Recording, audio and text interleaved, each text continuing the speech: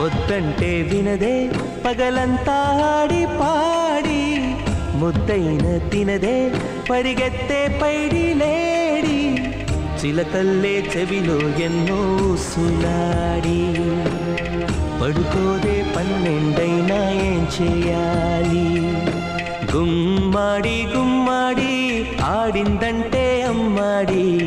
daddy ఊపిరిలో మురిసే కూచిపూడి